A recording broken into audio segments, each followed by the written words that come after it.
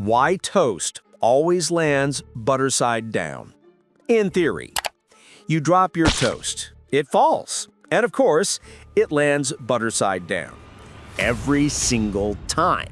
It's almost like the universe hates your breakfast. Yeah, boy. But what if there's actually a reason behind it? Let's talk physics. When you're holding your toast, it's usually around waist height, maybe 1 meter from the ground. If it slips, gravity takes over, pulling it down. But while it falls, the toast doesn't just drop, it starts to rotate. That's because as it leaves your hand or table, one edge moves faster than the other. The result? A spin. And here's where it gets cruel.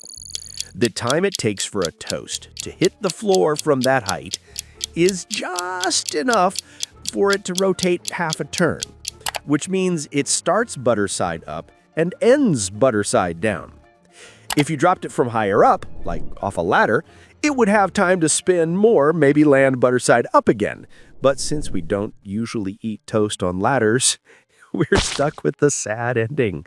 So no, it's not bad luck. It's not karma. It's just physics and bad table height design. In theory, the universe isn't against you. It's just making sure breakfast stays interesting.